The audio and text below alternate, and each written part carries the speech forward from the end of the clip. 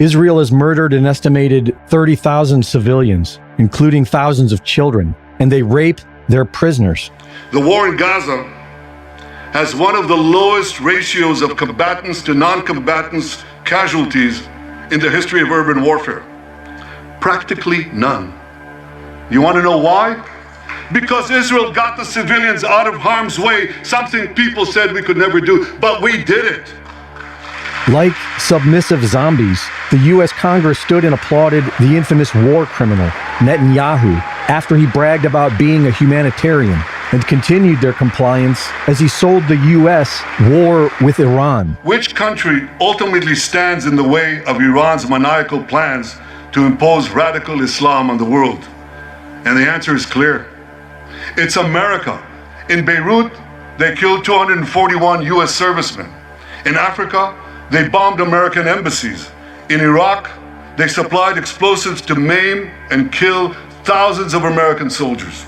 Iran understands that to truly challenge America, it must first conquer the Middle East. And for this, it uses its many proxies, including the Houthis, Hezbollah, and Hamas. Yet in the heart of the Middle East, standing in Iran's way, is one proud pro-American democracy, my country, the State of Israel. Much of Congress has been bribed by AIPAC or blackmailed on Epstein Island, but the rest are religiously on board. There have been two nations created to glorify God, Israel and the United States of America. I will bless both, I will honor both, I will do all I can to stand and defend them. The U.S. has an intrinsic interest in making sure that Israel not only receives our best prayers and offers of success, but our armaments, our money. I wouldn't label the Baptist or the evangelical community as extreme because I feel like they're following the Scripture and what the Scripture says about Israel. Those who bless Israel will be blessed. I mean, they take it literal, and I'm one of those people. Their faith is in their prophecy. And so even though the State of Israel did not exist prior to the United Nations creating it in 1948, they insist that reality matched their beliefs. And for many American Christians, it will always be Israel first. We must vote for politicians who stand for Israel. Our nation has been blessed because we have blessed Israel, but as we as a nation turn against Israel, then we receive repercussions. And America has had a long record. Now, I think the dividing line in what we'll look for with politicians is where they are on the two-state solution. If a politician says, well, Palestinians need to have land from Israel, sorry, you have just stood against Israel, and God's not going to bless you. Many of these fanatics not only expect Armageddon, they want to see it and help bring it about. Many believe that the mention of the words Gog and Magog twice in the Bible is to be interpreted as a final world war between Israel and its enemies, who religious leaders have decided are Russia and Iran. This is called the Gog-Magog War. It's 3.5 years after the rapture of the church. Ezekiel 38:15 records this war. And you shall come from your place out of the north parts, you and many people with you. In other words, Russia is going to bring about 10 nations with them to come against Israel in the latter days. The latter days are right now. Ezekiel prophesied that the invading armies would come to Israel from the far north. The far north is not Turkey, it's Russia. Putin has made it clear that if Israel and the U.S. attack Iran, Russia will fight with Iran. In response to Netanyahu's speech, former President Trump posted on Truth Social for America to wipe Iran off the face of the earth if he's assassinated. Israel is committing the biggest genocide ever witnessed in real time, and while the majority of humanity is uniting against it, the U.S. government and its evangelical influence is making it all possible. Bible prophecy always begins and ends with Israel. The countdown to Armageddon has begun, and our only hope is that Jesus will return soon to take his children home. Though today's global powers make every attempt to establish binding agreements with other nations, God will have the final say. The end of the world is coming, and there's nothing we can do to stop it. Reporting for InfoWars, this is Greg Reese.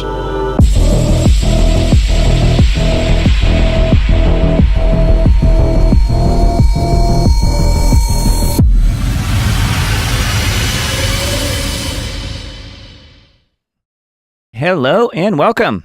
Hope you guys are doing well out there. It's Doug Diamond. You have made it to another Diamond Report Live. We are here yet again, 10:06 p.m. on Sunday night, 8/4/24. And yes, how about that Reese report? I thought it was a really good one, and definitely sums up a lot of what many of us are thinking. Some of us former evangelicals who have had our eyes open to what it is that was pretty much explained in that video. Those who curse Israel will be cursed, and those who bless Israel will be blessed. Yeah, well, Israel is a people, not a nation. I fully support the biblical Israel. I do not fully support the political Israel. So that said, let's take a look at a couple of other little short, funny memes that I wanted to show. I'm going to show these memes because they're short videos. I'm going to show them at the end of the show as well, so that people that come in later will not miss these wonderful pieces of humor. Here's one. Hi, my name is Joe. I use she, her pronouns, and I'm that. Hi, my name is Joe. I use she, her pronouns, and I'm that. Isn't that weird? I think we're good drivers. But we have 2 licenses, and when we got our driver's license, we each had to take the test. We both passed. When we drive, there is control of the gas and the brake. And then we both steer, obviously. And then I'm in charge of the clicker. To the blinker. So.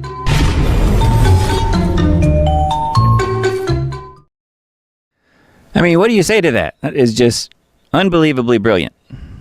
I just thought that they were funny. I wanted to kind of lighten things up a little bit. I know things are weighing heavily on many people's minds right now, so I wanted to show you guys those. I thought they were really good and very, very well done.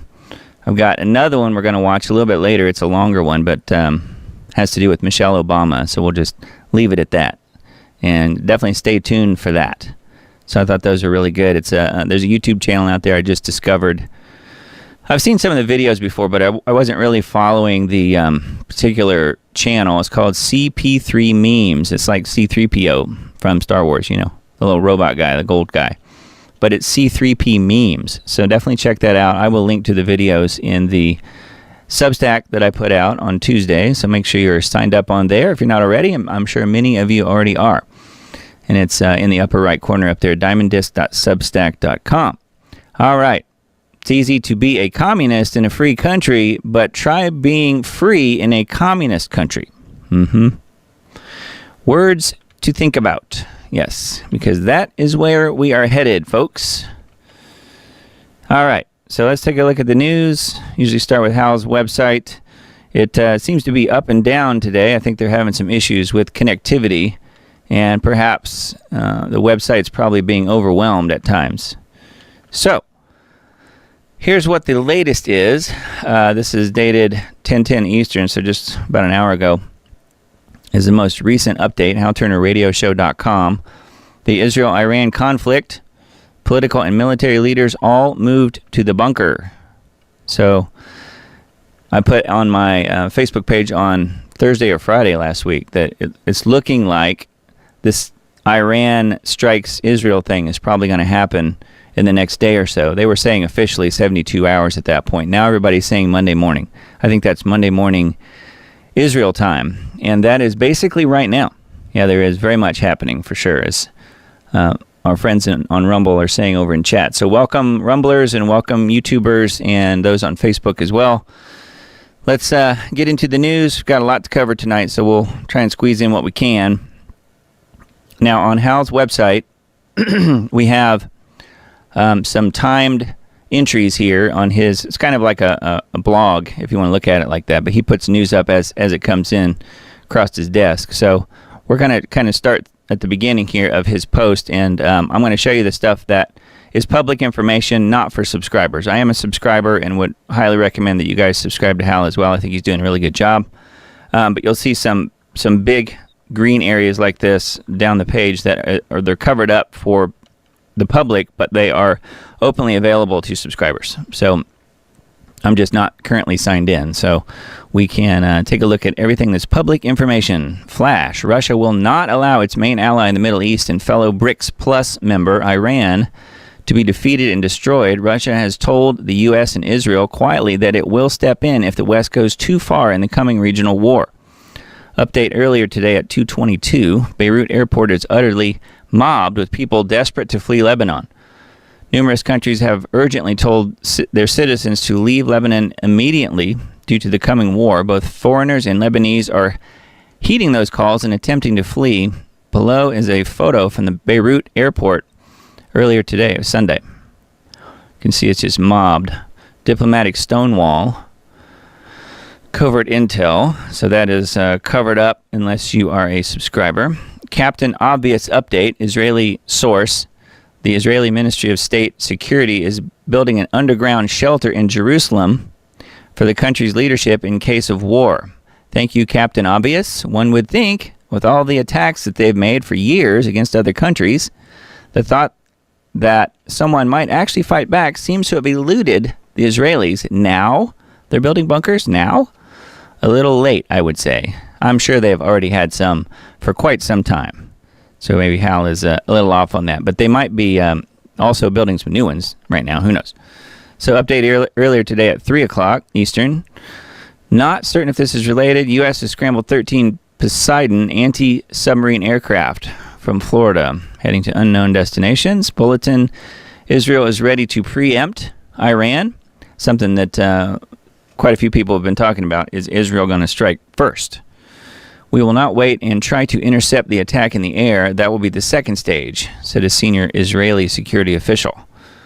And then bomb bunker has been opened, large underground bunker complex in the city of Jerusalem for use by senior Israeli military and government officials for extended stays during time of conventional or nuclear war has been opened as fears of a large-scale Iranian attack against Israel and regional war continue to increase. It looks a little bit like what we would call COG, continuity of government, or the Colorado facilities, as many of you guys know about in the U.S. If D.C. gets bombed and smashed, they are perfectly willing and able to basically move the government systems, they're already in place, into Colorado, into the mountains, in the Rocky Mountains. All right, let's see here. The complex, which has been designed to take several direct hits from ground-penetrating munitions, is virtually connected to the underground command and control complex under the IDF headquarters in Tel Aviv, also known as the Pit. The Pit. And we know who comes from the Pit, don't we? Pretty ironic name that they gave it. As well as several other control nodes across the country. Israeli officials say any attacks on Israel expected imminently were likely to be simultaneous and could come from Hezbollah, the Houthis, and Iran.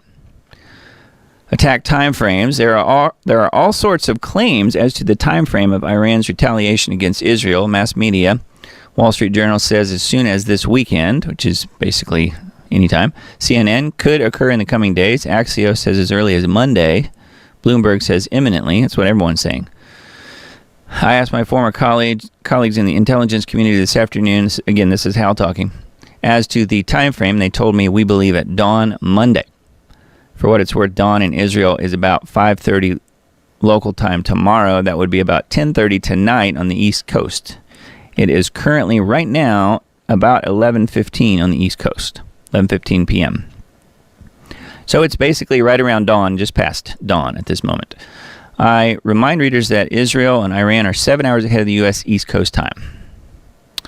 So it says, update 5:05 p.m. Syrian National Airline has postponed flights to Dubai, scheduled for tomorrow due to urgent circumstances. Numerous Iranian elected and other officials are now publicly commenting. This time, a direct strike on Israel will occur without warning. Israeli officials claim that a combined Iranian attack with Hezbollah could happen at any moment. Israel's Channel 12 reports that this country's security chiefs are considering preventative actions or attacks in both Lebanon or perhaps in other places as necessitated. And then he's got a extremely sensitive covert intel, which again is only for subscribers. Update 5:15 tonight. Israeli forces are launching illumination flares along Israel's northern border looking for something. So that was a little while ago.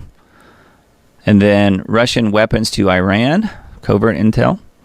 Update again, 5:43 Eastern. Something is now definitely up. Almost all departures tonight from the Iranian capital of Tehran have been delayed until Monday morning or afternoon. So it just keeps escalating hour by hour here. Update 6 o'clock.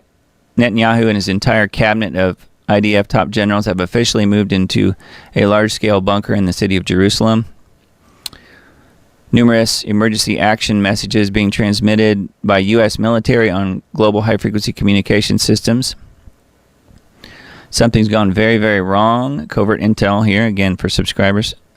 IDF has distributed a war document to mayors in all northern communities outlining what they should expect to encounter if war breaks out. 3-day power outage in some cities. Water supplies will be cut off for days. Cutting of landline telephone lines and mobile communications. Syria has now closed all of its airspace to civil aviation. Many of us are keeping a sharp eye on Damascus, Syria. I think you know why.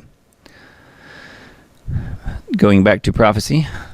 Better late than never. Brazil calls on its nations to leave Lebanon as soon as possible. Sudden barrage of drone attacks and rocket alerts in widely varying places all over Israel. China, they're saying if Iran and its allies are attacked by the U.S., we will take countermeasures. So China is also saying they're going to step in. Hezbollah attacks the IDF headquarters in Eilat, Israel, 30 kilometers from the border with Lebanon, using drones. One of the drones appears to have fallen on an Israeli army position.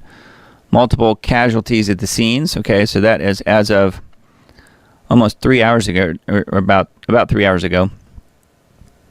And then all flights from airport in northern Iraq have been reportedly suspended until further notice. So again, we have more details here. Final update on House site for tonight says the start of Muharram in 2024 commenced on July 7th and it ends at sundown on Monday, August 5th. Which hasn't happened yet. Muharram is the first month of the Islamic calendar. It is one of the 4 sacred months of the year when warfare is banned.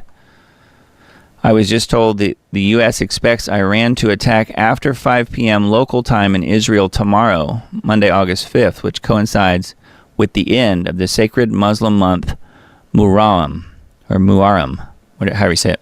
M-U-H-A-R-R-A-M. Muharram, I guess, probably.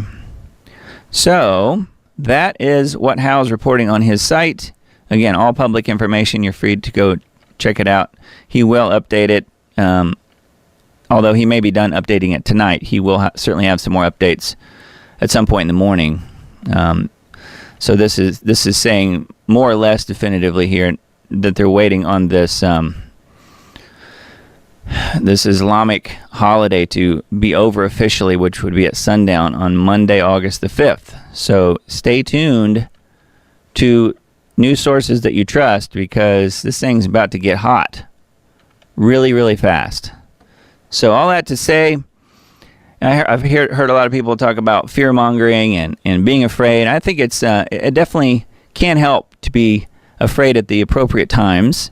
I'm not saying that you should be afraid now. I'm just saying make sure that you know that your relationship with God is good. So start there, and I think everything will fall into place.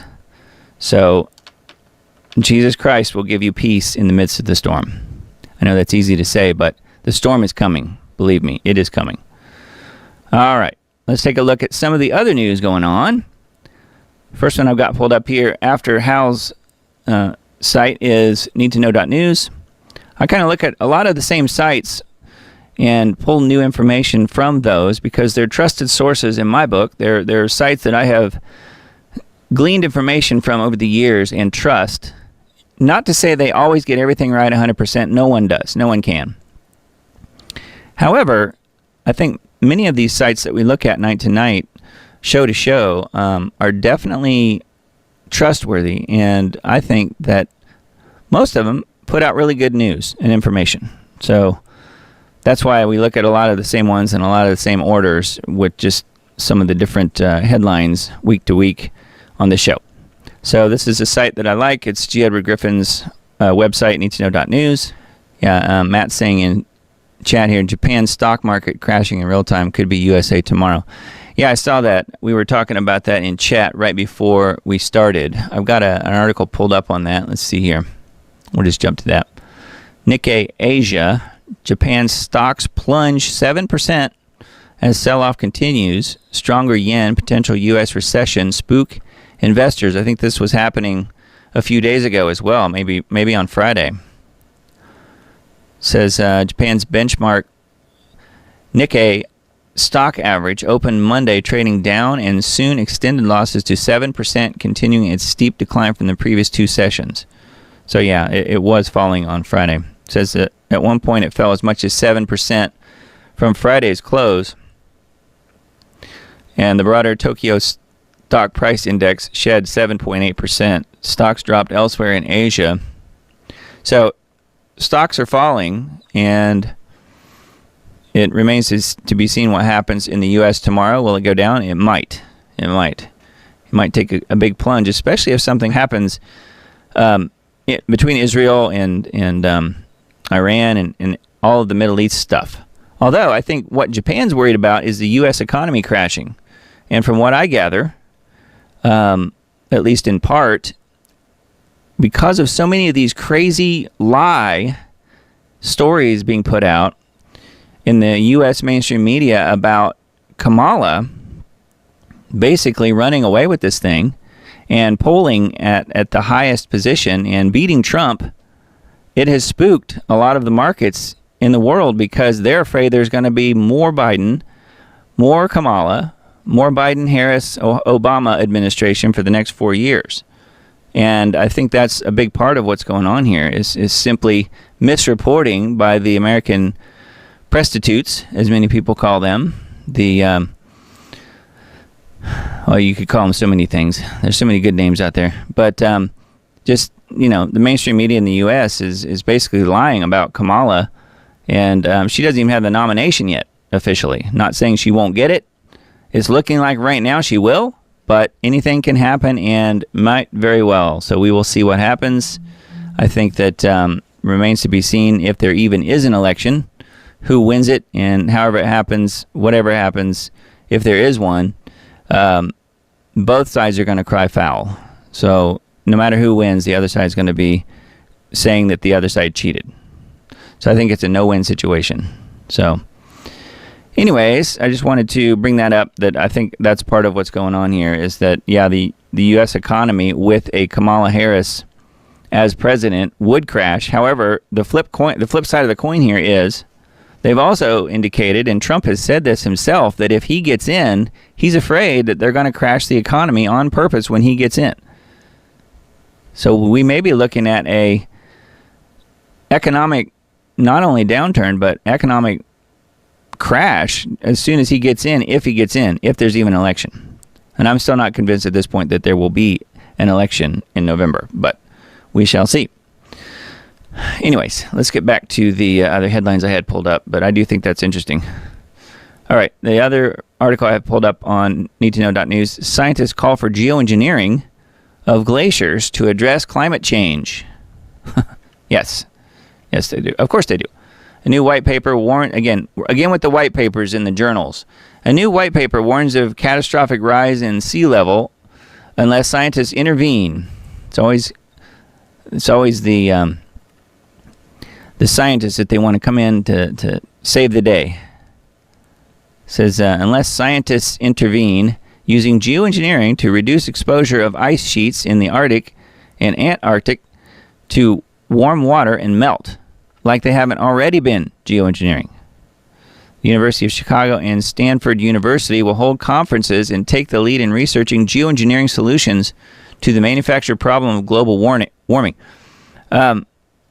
Seeing this University of Chicago thing here reminds me, there is a professor at University of Chicago named, I kid you not, Doug Diamond. And so if you see and hear a name that's Doug Diamond connected to geoengineering and how wonderful it is, I'm not saying it's him. I'm just saying if that's a name that you hear connected to it, it's through this University of Chicago. There's literally a guy there who won a Nobel Peace Prize, by the way, in the last couple years. I'm not sure that he's working in geoengineering. I don't think so. I think he's in economics. I think he's an economist. But I just think that's interesting. So it says University of Chicago and Stanford will hold conferences and take the lead in researching geoengineering solutions. They're researching. It hasn't happened yet. It's not like they've been geoengineering for decades. They haven't been doing that. They're just kind of testing the waters. They're just trying to see what it might do. Yeah, right. To the manufactured problem of global warming. Unfortunately, many influential figures now believe that the massive risks of geoengineering are worth taking. Never mind the fact they're already doing it. There are other geoengineering experiments planned in the U.S., Australia, and Israel that may be harmful. It might be harmful. As Mr. Dane says, could, may, might. Could, may, might. That's always what they fall back on. But they've been ongoing for a long, long time. Private companies and individuals are also meddling with the climate. So, anyways, that is something that's been going on for a long time. They're using chemical ice nucleation to make it look like the Arctic, and well, I don't know about the Antarctic quite as much, but certainly at the North Pole, they are engineering using chemical processes to make it look like the ice pack is super thick, when I don't think it is. Again, check geoengineeringwatch.org for more information on that. And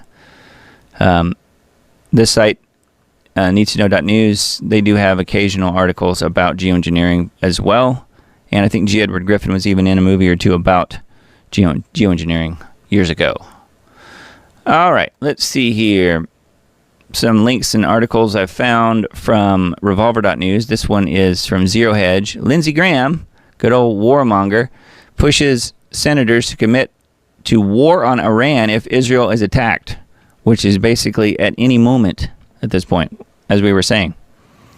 So, yep, Graham is salivating over the prospect of war with Iran at the moment. Regional tensions are boiling in the wake of Israel's assassinating Hamas's political leader in Tehran and Hezbollah's senior military commander in Beirut. Graham on Wednesday introduced a bill that, if passed, would authorize military action against Iran if Hezbollah attacks Israel. The resolution says that the Senate asserts, this is a quote, asserts that efforts to deter Hezbollah and the Islamic Republic of Iran are most credible when the president keeps all the options on the table, including military force.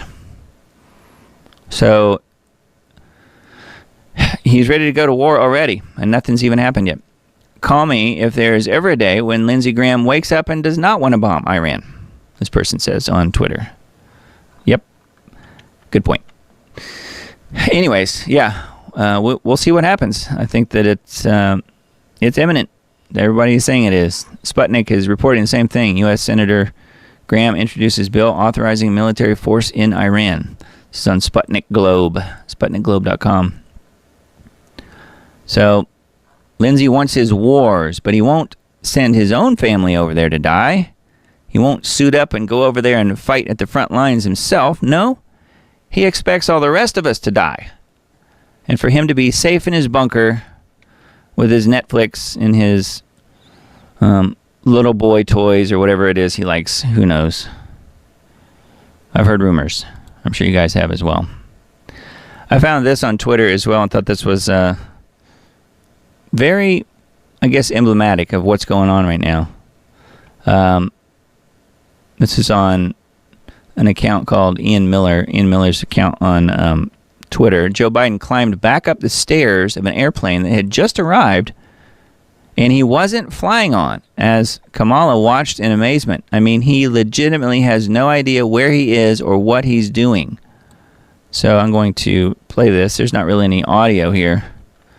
I'll just kind of talk over the top of it. But you can see he's pointing to the airplane. He's already gotten off of the airplane, off some other different airplane. And he comes over here and just climbs up into this airplane. And she just watches him do it. He goes up there and gets in. And the people in the comments are saying that he's going in there to thank the flight crew. But it's a different plane. So are we supposed to believe that? Yeah, that's what I think. So he disappears in the plane for a couple minutes. And then he pops his head back out 2-3 minutes later. And he very carefully, very slowly comes back down the stairs and acts like he just arrived.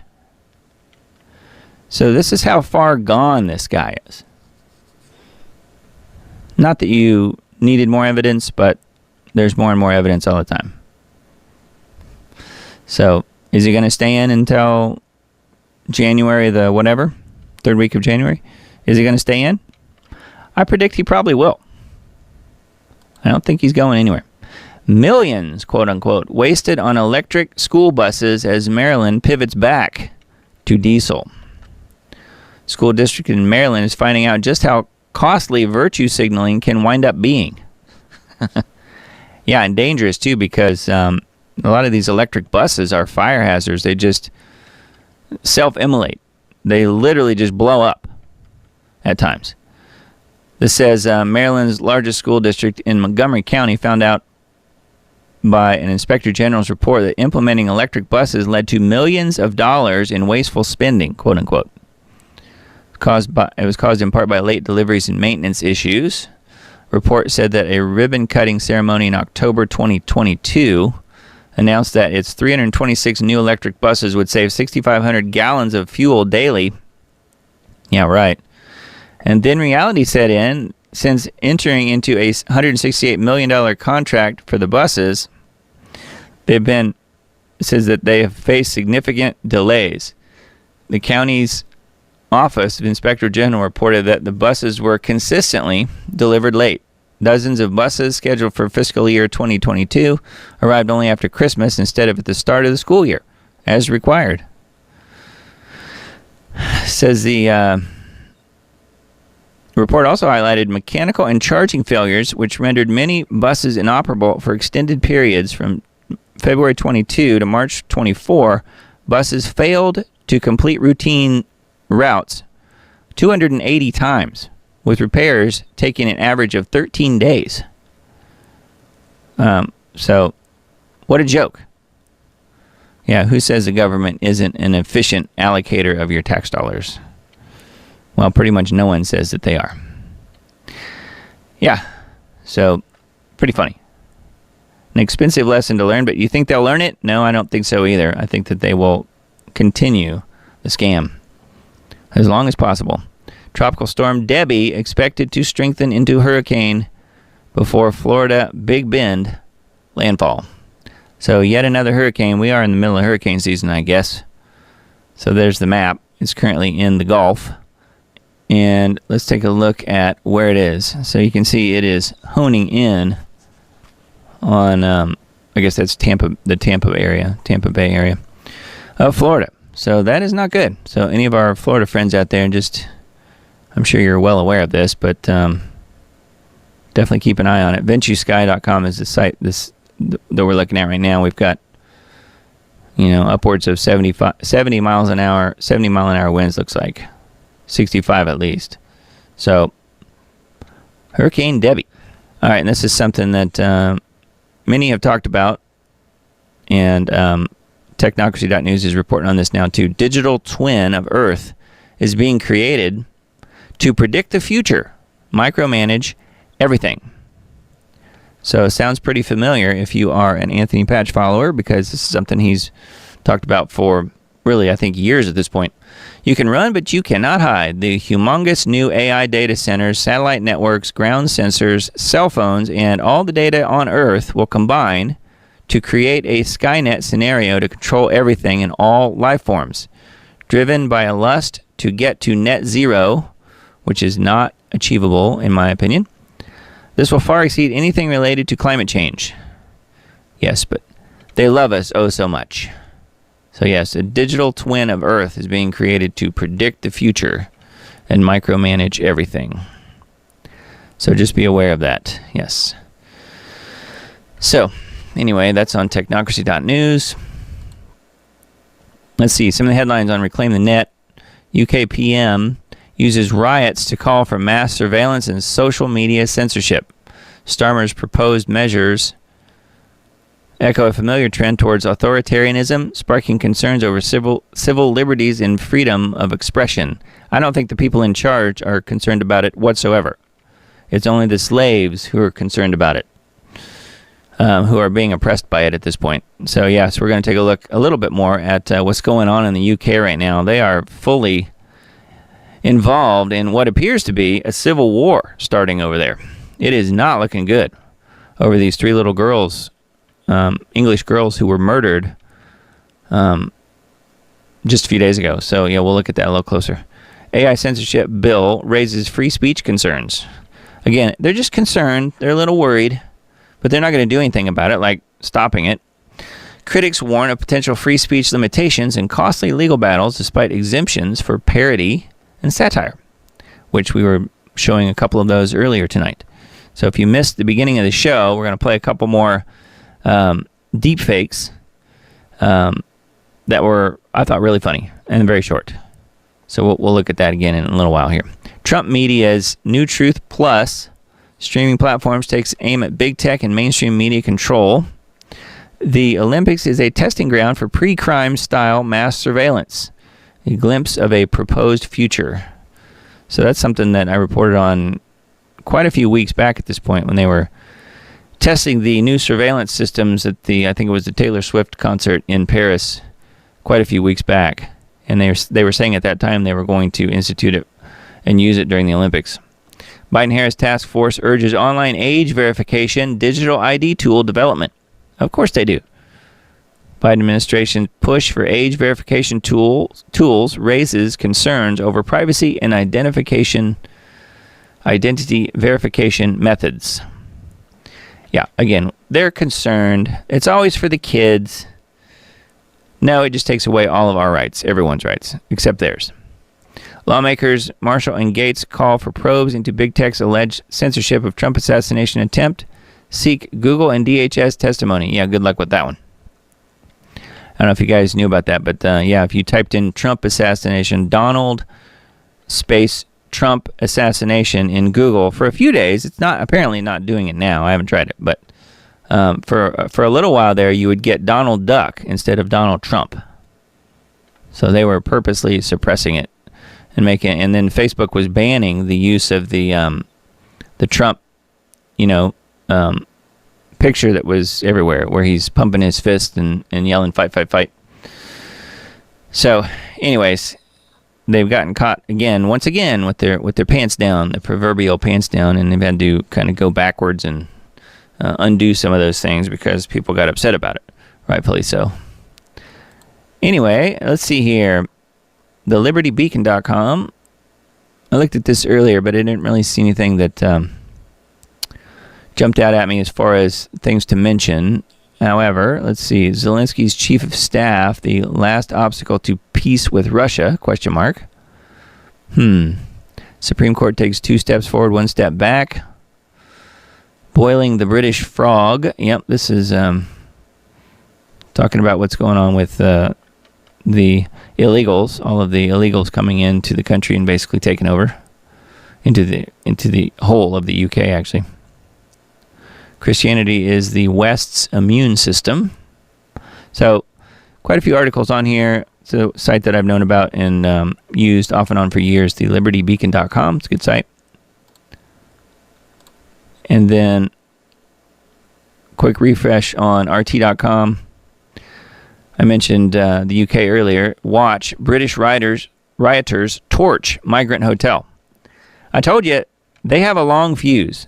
The people in the UK have a really long fuse, and I think this thing with those little girls who were just murdered in cold blood the other day by some, well, let's just say some Muslims. I'm not exactly sure where they were from. I haven't looked, but yeah, it's. I think they're pretty fed up at this point. The people in the UK, or at least some of them. So again, we're going to look at that a little bit closer in just a few minutes here. So I'm trying to see if there's any other here's another article. American jets spotted over Ukraine. Yeah, that's not good news. Not sure if those were F-16s or what. Yeah, U.S.-made F-16 fighter jets have been spotted over in Ukrainian airspace. And, Putin said that was a red line. So once again, more red lines are being crossed. So that article is on RT.com. If you can get it to pull up, I know sometimes, at least with Firefox and some other browsers, sometimes will give you a warning when you try and go to RT.com because it's Russia Today and they brand it as propaganda, which maybe it is to some degree, but it's not as bad as, say, Fox News or MSN or CNN or any of those. Headlines on the People's Voice.tv. UK PM Starmer vows to bring anti-globalists to their knees in free speech crackdown. Yeah, they don't want people. They're calling anybody who says anything about the Muslims coming into the country. They call them all right-wing thugs. That's what they've been calling them in the press over there lately. So if you're opposed to having your throat slashed by an illegal coming into the country, you are a right-wing thug. So, okay. Edward Snowden, CIA tracks all Bitcoin transactions. It is a honey trap. So, I think Ed knows what he's talking about. So, for you Bitcoiners out there, you might want to take a look at that. But you probably already know about it, is my guess. Bill Gates working with U.S. military to sneak insects into the food supply. Working with the military. Gates has been caught working closely with the U.S. military to sneak insects into the food supply as part of an effort to phase out meat consumption. But not for him. Not for him. He gets to eat all the meat he wants. Swiss government takes child away from parents who refused to transition their daughter. Yep, it's happening all over the place. U.S. and Israel preparing for imminent Iranian attack. Yep, as we've been detailing on this show. Kamala Harris refuses Fox News debate with Trump. I'm not sure where that stands. I don't think it would matter, but I do think it would be really funny if they were to do a debate. Millions of Brits rise up against government plan to eliminate natives by 2030. So again, back to the UK Civil War. It does seem to be where it's headed. I don't know if you guys know who Tommy Robinson is, but I think he's doing some really good work. We're going to take a look at his new film. I'm going to mention that. And I watched it yesterday. It was really good. Gives a lot of detail as to what's going on over there. All right, Information Liberation. Governor Josh Shapiro volunteered to serve Israel's army, not America's. Governor Josh Shapiro, who may have already been picked by Kamala as the VP running mate, chose to serve in Israel's army, not America's, as a young man. I wonder why that is. It's not like he has the last name Shapiro. U.S. amassing aircraft carriers, fighter jets, Navy destroyers, and thousands of troops to protect Israel. Now, I think they're going to war with Iran. That's what they want. And that just gives them the excuse. Now's the time. Graham introduces bills to go to war with Iran for threatening Israel. I think he should be on the front lines, don't you? U.S. will defend Israel from retaliation even though assassinations were, quote, not helpful, White House says. So what Israel did was not helpful, but we're going to help them anyway. This is what he's saying. British PM promises crackdown on far right. See, that's what I was saying a minute ago. Far right, after Rwandan teen, there you go, stabs 3 British girls to death. So it was a guy from Rwanda. And they're calling everything far right or right-wing thugs or whatever. So I think the British people have had enough, like I said. Poll, Trump losing Jewish vote to Kamala Harris despite his many pledges to Israel. I don't know about that, but that's what this article's about. So I'm not sure what Harris, maybe that's why Harris wants to bring Shapiro on the ticket. But again, she has not actually secured the nomination. Not until they have the Democrat National Convention coming up here in, I don't know, a couple weeks. IDF soldier suspected of raping Palestinian prisoners says military police interrogators applauded us. Isn't that nice? It's like Sodom and Gomorrah over there or something. Literally. So, quite a few headlines and interesting articles. Another good website, informationliberation.com. And then, let's see, naturalnews.com. I didn't have anything pulled up in particular on here. Acting Secret Service Director Ronald Rowe won't say who denied Trump's security detail requests. So that was something that was happening this past week. So, yep, Natural News always has some interesting articles over there. LeoHoman.com. Men are absolutely brutalizing women at the 2024 Paris Olympics, and they call it sports. They say as a man, you should never hit a woman unless you're competing in the 2024 games, and I would add, and pretending to be a woman. The International Olympic Committee is forcing female boxers to fight against men, and it's absolutely painful to watch. It's even more painful to be in the ring, I would think. So this guy, and then this lady here, took one hit, and that's all it took. She was out. She got out of the fight. Biden-Harris brings in largest contingent of refugees in 30 years. 2 of the top 3 countries of origin are Islamic Sharia-compliant societies.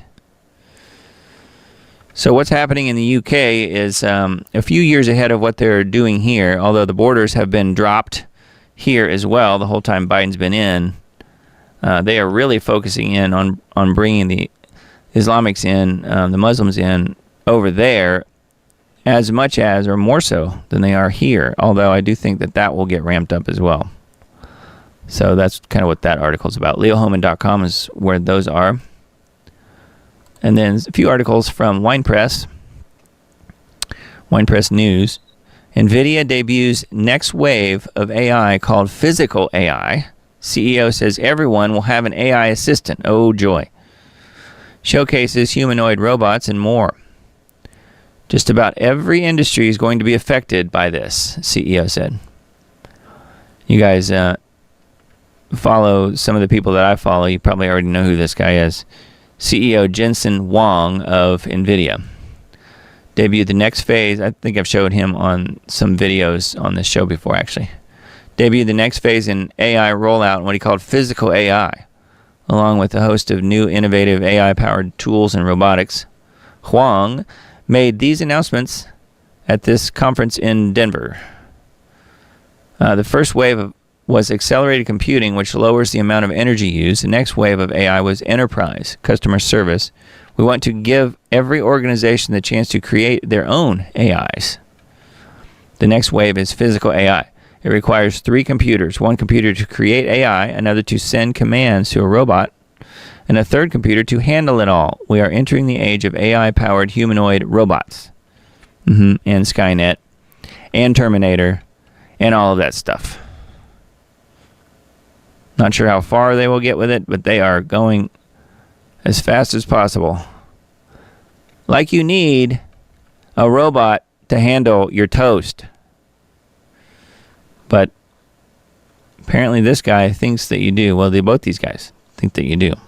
All right, that's on Wine Press News. Meta unveils AI Studio, allows Instagram users to create AI replicas of themselves to chat with their audience for them. So AI Studio, Instagram creators can set up an AI as an extension of themselves that can quickly answer common DM or direct message questions and story replies. So the AI is going to answer the questions that are directed to you for you. We're starting to roll out AI Studio in the U.S. as a place for people to create, share, and discover AIs. Built with Llama 3.1, AI Studio lets anyone create and discover AI characters and allows creators to build an AI as an extension of themselves to reach more fans. So, very strange. Create an AI character based on your interests. So, another step toward the metaverse, I suppose, is where they're going with this. And this is another Zuckerberg enterprise, looks like. Bad news, if you ask me. Big Tech continues to run ads lauding how AI replaces people's creativity and skill. Google pulled an ad suggesting a young fan use Gemini AI to write their Olympic idol.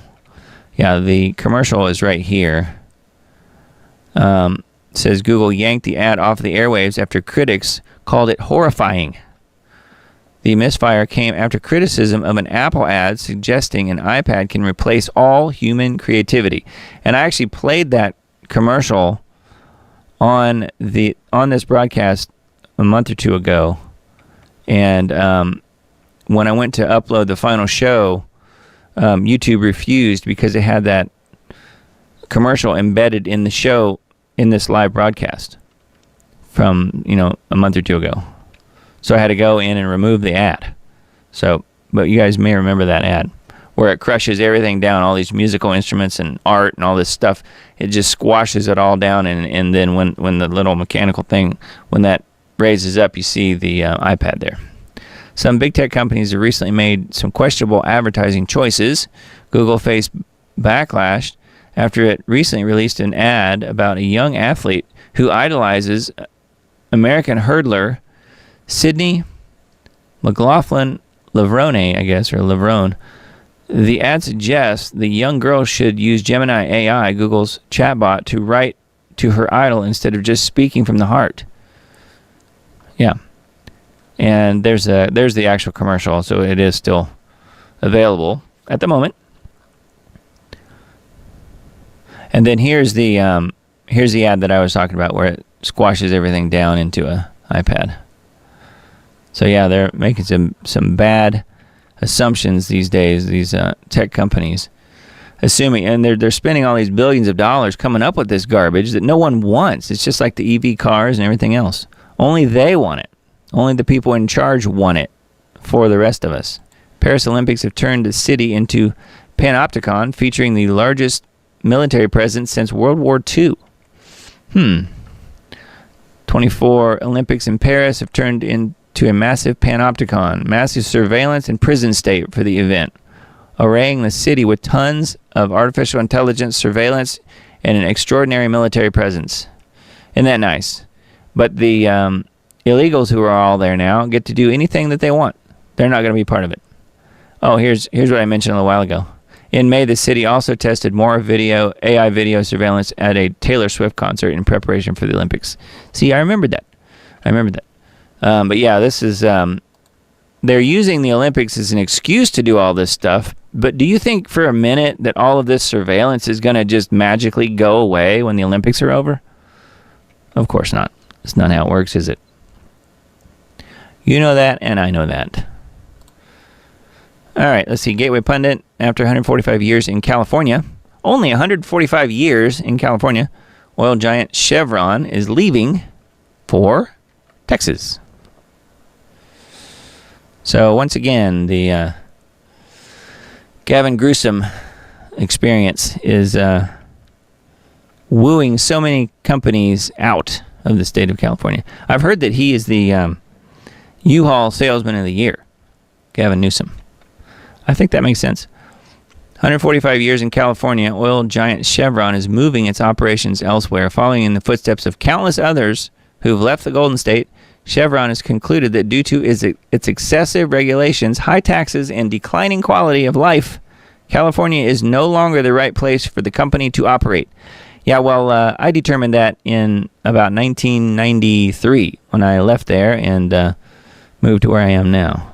So, Oil Giant was founded in California 145 years ago, in the beginning of an era when the state became one of the world's leading suppliers of oil and its byproducts.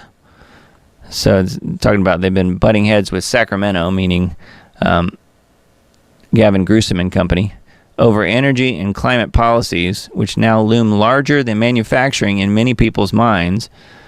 Well, many people that are in control of things, yeah.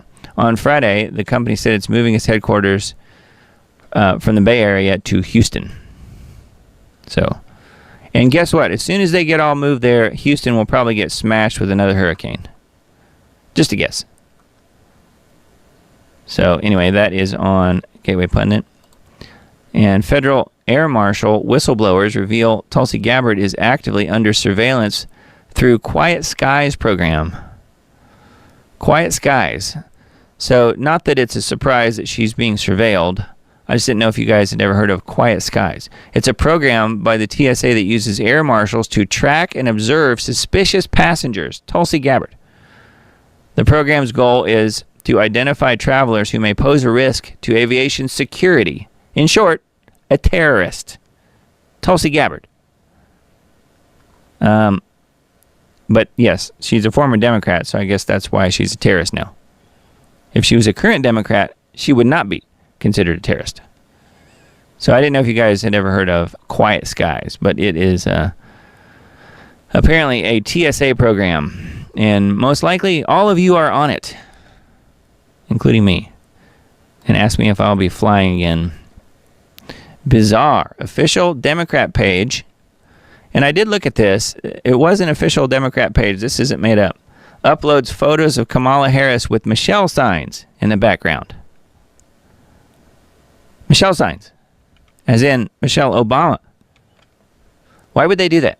There are only 15 days until the Democrat National Convention. Who's excited? That was the post. From quote. This is from the @the_Democrats Twitter account. But what they're saying here is that the picture was from 2008. It says, Raheem Kassam of the National Pulse provided context of the photo, who wrote, "For those wondering, this picture is from the DNC in 2008 during Michelle Obama's speech." That's why they say Michelle, okay? And I buy that. But here's the funny part. It's their way of telling you who is really in charge, as has been the case since 2008, the Obamas, he said. So there you go. So for those of you who believe that Kamala will be the nominee, just keep this in mind. I would say that only if they are unbelievably desperate and have no other options on the table, which I don't think they're quite there yet, will she be the nominee. But they're going to let everyone assume that she's going to be the nominee, at least until the last possible moment. So along those lines, speaking of Michelle Obama, or Big Mike, as many people say, I wanted you guys to see this. Hi friends, today we're going to talk about something super important, what it means to be transgender. It's a big word, but I promise that it's easy to understand. Ready to learn? The first thing I want you to do is close your eyes. Now think, do you feel like a boy, a girl, or a little bit of both? Do you have your answer?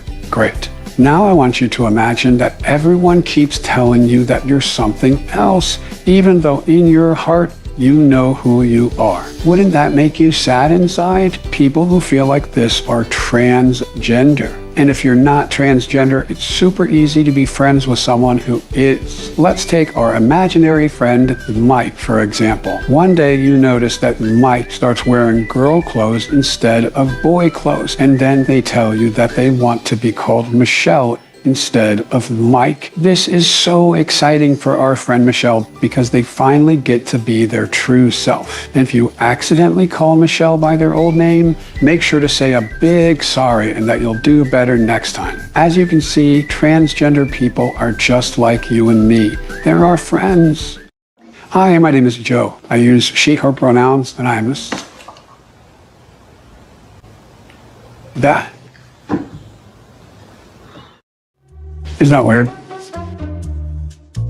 I think we're good drivers. But we have 2 licenses, and when we got our driver's license, we each had to take the test.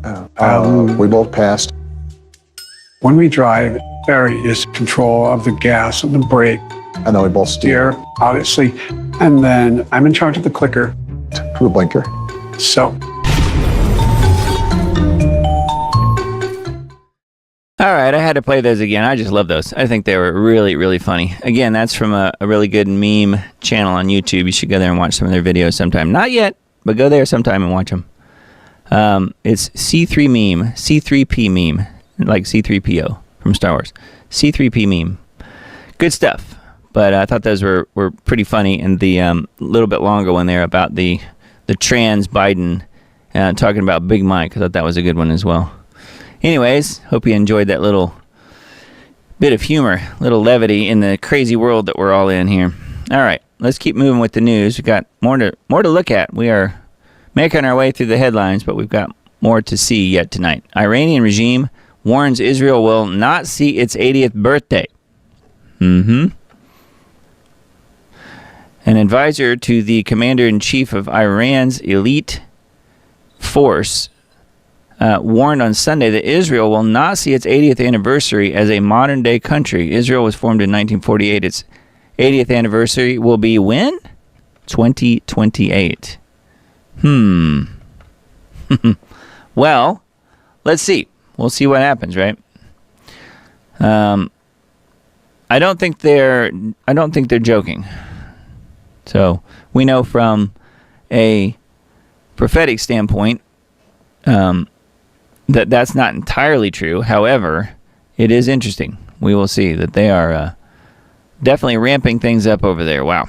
Maui wildfire victims secure $4 billion global settlement in landmark lawsuit after tragic fires. So here's the picture of Maui here, and everything blue is still totally fine, but it's just a coincidence. In a landmark development, Governor Josh Green announced Friday night that a historic $4 billion settlement has been reached to resolve all tort claims arising from the catastrophic wildfires and directed energy weapons that devastated Maui last year. The fires on August 8th, 2023, so we're almost exactly, it was just 11/11. I missed it by 1 minute.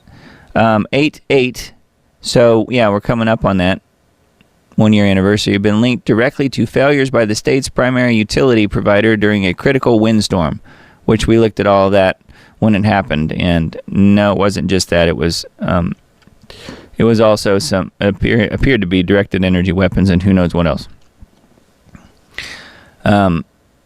So anyways, they're saying $4 billion. Says they've collectively agreed to pay over $4 billion to compensate the approximately 2,200 affected parties who filed lawsuits following the August 23 wildfires. I wonder where that $4 billion is going to go. How much of it do you think will go to these families who need it? That's my question. Anyway, that's another article linked from Gateway Pundit. And this one, the Clintons are back. Chelsea Clinton sets sights on ambassadorship should Kamala ascend to the presidency. So, an ambassador. I guess that's good news in a way. They'll ship her out of the country if she's an ambassador. Chelsea Clinton, the only child of Bill and Hillary. I would say that she's not even that. I didn't pull up the picture that I've got, but I've posted it on my Facebook account. I'll try and remember and do that either in the Substack or maybe next week. We'll see. But I've shown it before. There's a picture of her, Chelsea, and she's side by side with Webb Hubbell. And they look exactly alike. Webb Hubbell could be her father. My guess is probably is her father. And anyways, it's fairly easy to see that she is not Bill Clinton's daughter. So, anyways, the article here, though, is talking about a UK ambassadorship is the goal for Chelsea. So she wants to go to London, I guess, and join in on the Civil War. So maybe she'll get her wish. Paris 24 woke Olympics, a descent into perversion, blasphemy, and abuse of women. Yep, that's pretty much sums it up. Of course, we've all talked about the Last Supper. We mentioned that last week. But yeah, Sodom and Gomorrah, that seems to be where it's headed. It's what's going on. So you can see why they're so perverse. They just love their perverseness. Bread and circuses, yeah, for sure. And there he is, the guy patting this girl on the back. So, when will this madness stop? Men cannot become women. Why is the British government not objecting to this? J.K. Rowling, author of Harry Potter, asked. Yep, she's been very vocal about this kind of thing, and rightfully so. So, yeah, the woke Olympics. Interesting. The day Trump was nearly assassinated was the first time Secret Service counter-snipers were deployed to protect him in the 2024 presidential campaign. Just that headline alone tells you pretty much all you need to know. They put these guys on the roof and pointed it directly where this patsy was supposedly shooting from, in order to kill the only witness and the only, lone gunman type person that they were going to blame this whole thing on, and allowed him supposedly to shoot 8 times, which I don't think he shot. I don't know. From what I can tell, it would be highly suspect even if he was able to get any shots off. I think it was shots from other places, including from the open window nearby, where the shootings were actually taking place, where the bullets were actually coming from.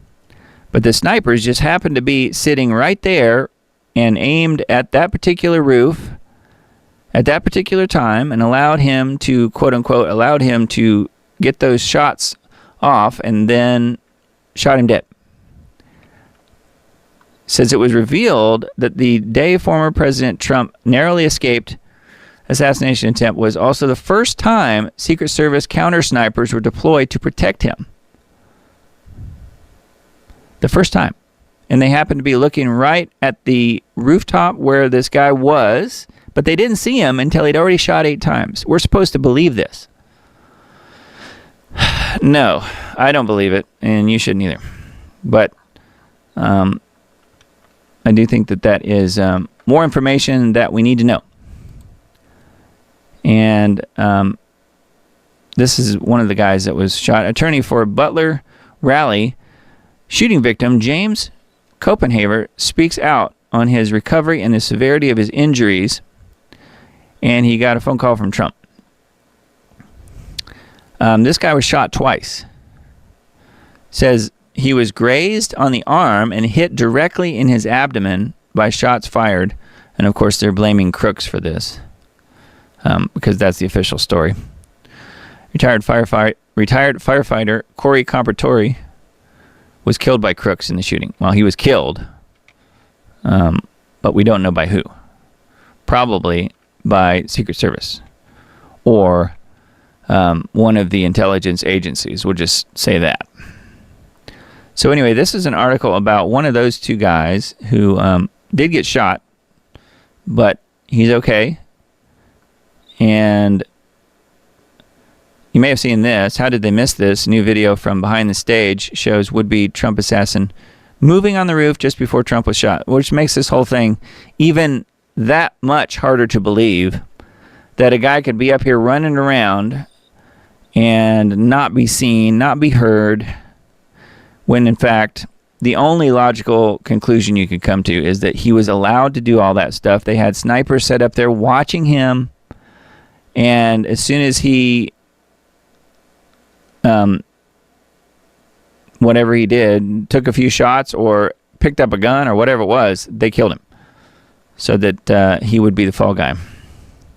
So, if you haven't seen this footage, it's pretty interesting. And the perspective is really kind of bizarre. It's a little hard to understand or see the illusion here. But, well, here, I'll just play it. Actually, I don't think I can in this browser, but you guys can can go check it out if you haven't already seen it. New video from behind the stage at the Trump rally shows would-be assassin walking. He's walking around the roof over here. It doesn't look like it's very far away in this shot. It's kind of what I'm getting at. And the other crazy thing is, if you look right over here, over, I guess it would be about where Trump's head is in this particular still shot.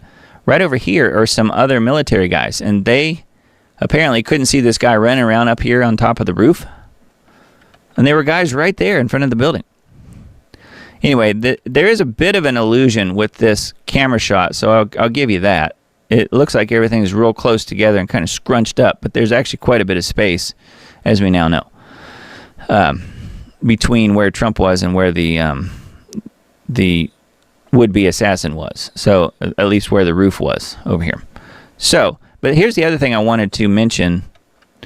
And this is a video I came across, and we'll link to this. I came across it, I've been playing some of these memes tonight from this channel, C3P Meme. And one of the videos on this guy's channel was from the rally, and this guy was there. He was there at the rally and videoed quite a bit of footage there. There's, I think, 11 minutes or something like that of video that he took before and after the shooting. And in fact, he was panning his camera around the crowd right before and during, I should say, during when Trump was speaking. And you can see that the time stamp is right here in the corner, 6:02 p.m. So the shooting happened at 6:11. So 9 minutes ahead of time is what we're looking at here. 9 minutes before the shots rang out. And for whatever reason, I'll just say this guy that runs this channel, CP3 Meme, claims that he shut his camera off just a couple seconds before Trump was shot. He literally had the camera aimed at Trump when the shooting was about to happen, and he shut his camera off, he says, to get his camera out of the way of the people behind him. I don't know. I'm not sure if I buy that. I think the timing on that is really interesting, but basically he shuts his camera off, and then 7 or 8 seconds later is when the shooting happens. I mean, what are the chances of that? And not catching it. So either he really did do that, or if he didn't, then he got footage that he doesn't want to release, which is possible. But this that we're looking at, to me, is even more interesting, and I've not heard anyone else say what I'm about to say. And I think this is something you could look at. This video is freely available. It's public video. It's on YouTube, for Pete's sake. It's on X. The version of this video of his on his YouTube channel has a lot of stuff blurred out once the shooting has happened, because he doesn't want to show the blood and gore and stuff, which I totally get. But the Twitter version of the same video is not blurred out, so you can watch it in its entirety. And you can see that the guy, Corey, that was hit is in fact the guy that we have circled here. Okay? So Corey Compratori, the guy who was shot and killed, shot in the back of the head, you can see it. You can't see the shooting take place, but you can see in the uncovered video, the video that doesn't have the blurriness to it, you can see that the person that was shot in the back of the head. And I won't go into details, but it's pretty obvious. Okay? The guy circled in this picture is Corey Compratori, 9 minutes before he's killed. And you can see where he's standing. And you can also see that this building is right back here. I suggest that Corey Compratori, this guy who was killed, literally took the bullet for Trump, and that bullet was intended for Trump, which we all know. However, look how high up he is. This guy's head was most likely in the way of the shooter.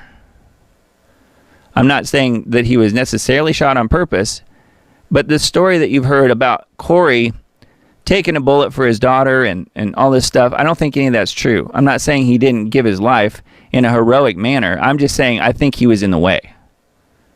Because look where he is. He's standing there in the direct line behind this building back here, which is where this shooter supposedly is, either on top of the building or more than likely inside the building shooting. Because I reported last week.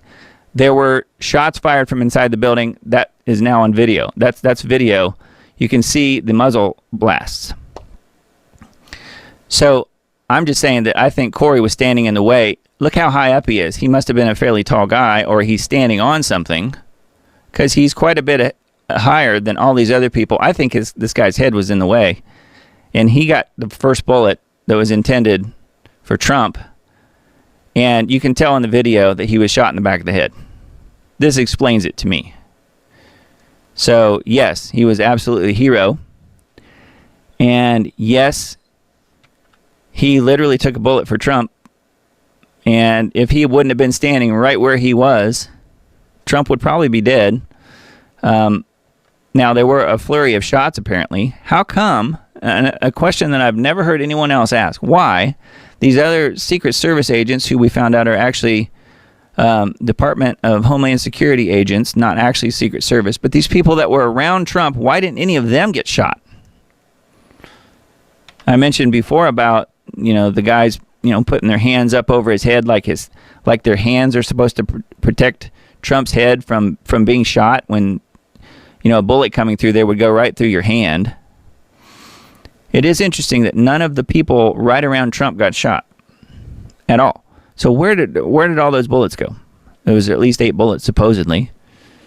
Well, anyway, I mostly just wanted to show you guys this because I have not seen any shots of this before a day or two ago when I saw this video. And Corey's in this video. That's him. And his head is in the way of that bullet. Plain and simple. Anyway, I just wanted to bring that to you guys' attention. All right. Yes, how sad. So, Gateway Pundit article I've got pulled up here. Big Brother's watching. NFL announces mandatory facial recognition software for all 32 teams to monitor stadium attendees. So, if you are an NFL fan and you're going to go to the football games, get ready to have your face scanned. I'm wondering how many people are going to put up with this. I guess a lot of people will, but there'll be some people that won't. But they're saying that's across all 32 teams. Decision comes after a trial run last year. New system will kick off on August 8th, so that's just in a few days.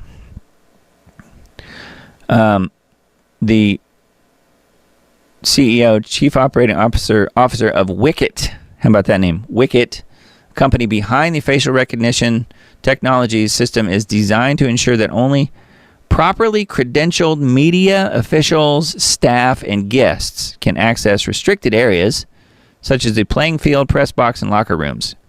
Which, on the surface, I understand that, but that's not what they're saying here. They're going to scan everybody just to even come in the gates. So, NFL touts this initiative as a necessary step towards enhanced security. Many are questioning whether it represents an alarming shift towards surveillance culture in America. Do you think? So this guy's apparently real happy to be facially scanned. And if you are wondering what sort of video system they might have here, it says this year all 32 teams will start using facial recognition to verify the identity of people entering the stadium. This is a clip that was posted recently on the Dallas Cowboys website. It shows how easy it is to identify someone in these large crowds. So there we go.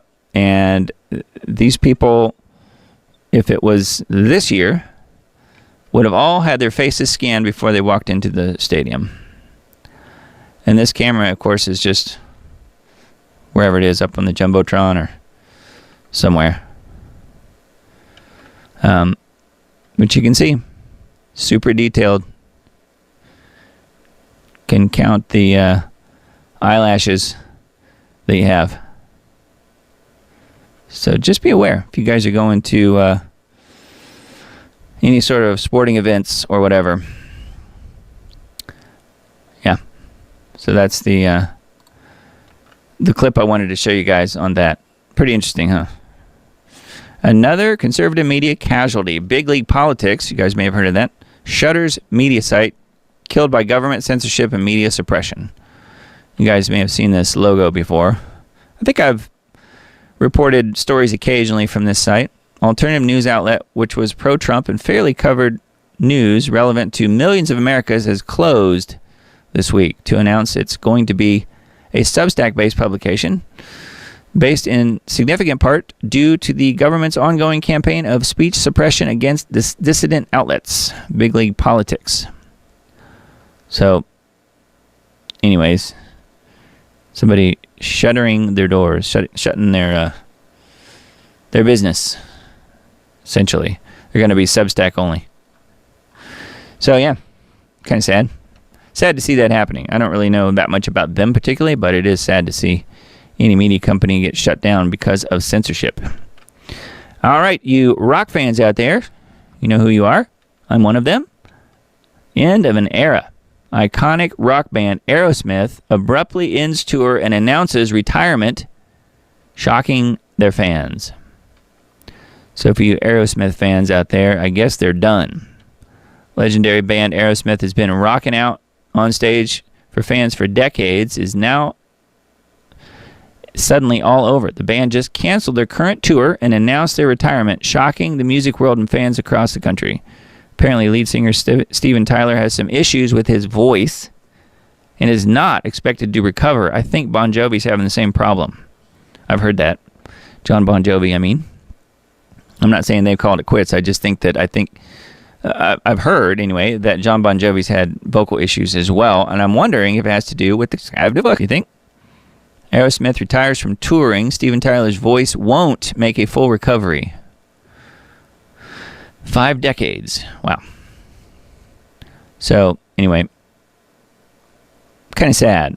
But if he took the real guy and didn't get a placebo like he was supposed to, then that might be what's going on. Anyways, that picture right there, he doesn't look too bad, but I've seen pictures of Steven Tyler where he looks like someone's grandmother. It's really bizarre.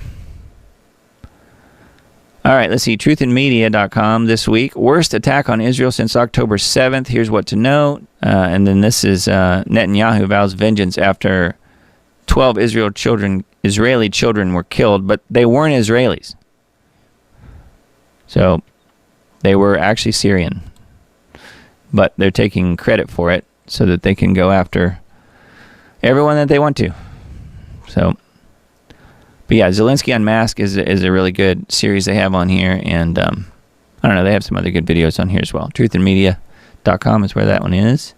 And then notthebee.com, Novak Djokovic wins gold at the Olympics and completes his career trophy room. Yeah, of course, he's the guy that wouldn't take, it says right here, Novak Djokovic wins gold and completes his career trophy room. 24 Grand Slams, most weeks at number 1, and a gold medal. Oh, and he never took and he never gave in. Never did. And there was some where he, some of those countries wouldn't let him into the country because he wouldn't take the. So there were some titles that he could have won that he wasn't even allowed to compete in. But apparently he just won a gold. So might be the only upside, or one of the few upsides anyway, from the Paris Olympics. All right, UK rebellion underway. I mentioned this a few times earlier. Government declares war on its own citizens, pushing back against UN's Great Replacement Plan. UK Prime Minister Starmer escalates tensions with highly divisive warning against far-right thugs, which I mentioned earlier, protesting against mass migration. They lay out the unfolding developments in the UK as the government has openly declared allegiance to Muslim invaders while cracking down on protesters who've had enough of the UN's Great Replacement agenda. And that is what's going on. Yeah, that's on InfoWars. And then I mentioned Tommy earlier. Tommy Robinson, Britain's banned documentary called Silenced. And it's really good. You should watch it. It's a good example of how everything is geared towards helping the illegals and nothing is geared towards helping the citizens in the UK. And Tommy is now getting the blame for a lot of what's happening in this civil war that's apparently unfolding. So, but yeah, Tommy Robinson's been around for a while. He's wrongfully served time in prison and all kinds of stuff. So yeah, but he's doing some good work. He's hanging in there. He's now had to, I guess, separate from his family, unfortunately, because he is such a lightning rod that his family's lives literally were at risk. So, anyways, they don't really go into that in the film here, but I just know from listening to him speak. But this is a good movie. You should check it out. I reposted it on my Twitter, and it's about the only place you could get the movie is on Twitter X. So if you're not following along on there, you can follow the Diamond RPRT, the Diamond Report, the Diamond RPRT on Twitter, or you can follow Tommy's profile on here, T Robinson New Era. And yeah, he's putting out some good info for sure. Why isn't the U.S. media covering how angry the Brits are with immigrants overwhelming their country? Yeah, why is that?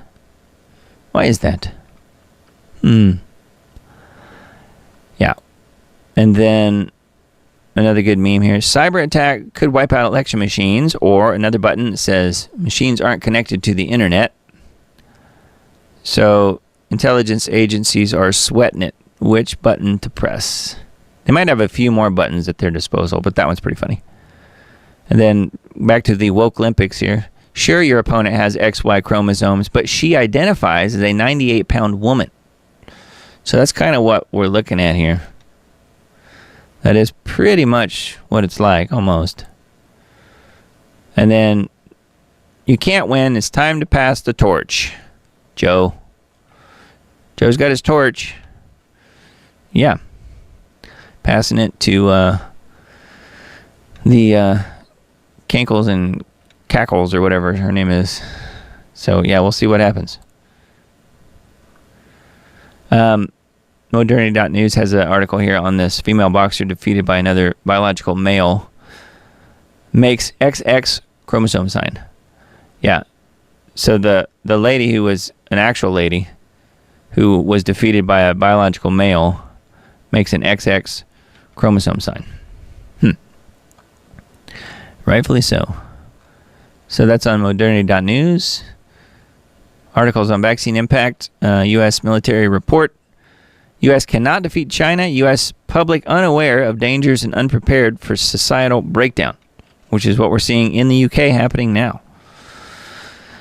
So will it come here? I don't know. I think it could. Turkish intelligence agency brokers largest prisoner swap with Russia in modern times. Another article they have on there. Musk and the CIA try to overthrow the newly democratically elected government in Venezuela. I'm not so sure I buy that. I don't think Musk is trying to overthrow Venezuela. I don't really buy that. But it's a perspective you could certainly check out if you're interested. And then I mentioned this a while ago, lie that Israeli children died in the Golan Heights, which is the soccer field that we talked about last week. The soccer field that got hit by the missile, which apparently was an errant missile coming from the Iron Dome system. But they weren't Israeli children, they were Syrian children. But they're calling them Israeli children so that they can go assassinate top Hamas politician and also the Hezbollah leader as well. So yeah, lie that Israeli children died in Golan Heights used by Zionist Israel to assassinate top Hamas politician who is negotiating peace, this says. Deaths of Syrian children, not Israeli children. Hamas politician and peace negotiator Ismail Haniyeh assassinated. This guy. So yeah, and then Golan Heights Arabs tell Netanyahu he's not welcome, but he sneaks in anyway as China backs Palestinian solidarity. And then we mentioned this last week. Did Trump admit he's not a Christian? Did Trump just predict the fulfillment of the Noahide laws and mass murder of Christians. He said, I'm a Christian, or whatever it was. It was highly suspect what he actually said. But given the audience he was talking to, I think he was saying that he was a Christian, although, you can totally, and rightfully so, you can totally not believe that if you want to. But he didn't get his head blown off the other day when he was supposed to, I think. So take that for what it's worth. Geoengineeringwatch.org for this week. Very scary climate strategy. Scientists study this very scary climate strategy from Mother Jones Journal. That's where this was posted. Introducing particles like sulfate aerosols into the stratosphere could create a plethora of new and unpredictable problems. Possible negative impacts may include changing regional weather patterns, creating or shifting areas of drought, or regions that receive extreme precipitation, or altering tropospheric chemistry and ocean circulation patterns. Partially blocking the sun's rays could interfere with normal plant processes and reduce agricultural yields. Adding sulfate aerosols to the stratosphere would degrade the ozone layer, thereby increasing global cancer rates. Hey, they might want that. And increase acid rain. The potential effects of solar radiation management are so large and wide-ranging as to implicate almost every aspect of life on the planet. To those that are still trying to convince themselves that climate engineering operations are just a proposal, please look up. And latest installment of Global Alert News is below. It's the same on all of the various platforms this week. So the YouTube version here embedded in the page is the same as the one on Spotify, is the same on the one that aired on the radio stations, and is also on Rumble and BitChute. I know this because I helped Mr. Dane with the production of the show, as I always do, and help him with his website as well. So if you're not on that list, you should be. You just click right here where it says email list, sign up if you want. If you have an email address, I know a lot of people who are just doing texting now, but if you want to share your email address, you can do it right there. Email list, sign up, and you'll go on that list, and you'll get the news as we post different things on GeoWatch, geoengineeringwatch.org. And of course, I mentioned that earlier about the whole idea that they're just planning to do geoengineering. No, they're not planning. They've been doing it for decades. Just look up. All right, and then let's see. The scheduled weather for this coming 10 days or so, August 9th through the 13th is what this says. Below and near normal for most of the north and east, and even into the southeast. And then it's going to be pretty hot in the southwest and in this most southern part of the states. So anyway, kind of interesting. It's not the normal half and half bands that we normally see, but that's the scheduled weather coming up for the next few days. I thought I would bring this up just because we haven't looked at this in a while. And I mentioned last week that it's now crossed over $35 trillion, U.S. national debt. And it's about every 100 days is going up another $1 trillion. Trillion with a T. So just since last week, it's now at 35 trillion, 131 billion. So, gosh. Anyways, what they've added here is a rollover on all of these different things. So if you're looking to get more information, just glean more information on what all of these different things are, you just roll your mouse pointer over any of these things, and it gives the explanation at the top. So like, for instance, here, let's look at this one. Debt per taxpayer. The debt taxpayer equals U.S. national debt divided by the number of U.S. taxpayers. So that's $268,000 you owe. If you didn't know, you owe $268,000 to the national debt. Congratulations. If you're a taxpayer, of course. That's $104,000 per citizen, I guess, if you're a non-taxpayer. Which I've heard that there's a lot of those these days, so who knows? So yeah, that's a little more money than I've got. I don't know about you, but anyway, I thought it was kind of neat that it is they've got to a point here where you can just basically roll your mouse pointer over all these different things, and it will explain things for you if you are interested in taking a look at that. usdebtclock.org is where that is. Kind of cool. And let's see here. I didn't have anything on Israel 365 news that I wanted to show you necessarily. And then this is the other thing I mentioned I wanted to bring up. Summit of the Future in New York coming up in September 20th through 23rd. I guess it's really the 22nd and 23rd is when the summit is. And I posted this link in our band for the Diamond Report. If you're not in there, you should be. Totally free, and we share interesting articles and things that people are looking at on their own, and they post those things in our band group. Totally free though, like I said, and it's a censorship-free platform. I don't censor anybody, and neither does the platform itself, which is band.us. And Miss Emily, I think, posted the links there in chat. So if you're on YouTube or Rumble currently, you may have seen the link go by, but yeah, it is there if you are interested, and this is something that I posted a few days ago. But yeah, it's the Summit of the Future is what they're calling it. What is the Summit of the Future? If the UN's doing it, you can bet it is not going to be good. The summit is a high-level event bringing world leaders, together to forge a new international consensus, read unelected bureaucrat, on how we deliver a better present and safeguard the future. Effective global cooperation is increasingly critical to our survival, but difficult to achieve in an atmosphere of mistrust, using outdated structures that no longer reflect today's political and economic realities. Meaning, if we don't trust them with everything that they say. And, yeah, I don't. I don't know about you. But anyways, this is kind of interesting. All of the documents are here. And you can certainly take a look at this if you want. I'm going to be looking into this a little bit closer. Here are the documents. Pact for the Future, Declaration for Future Generations, and Global Digital Compact. I think my friend Dave Hodges has done some reporting on this. This is where I first heard about this.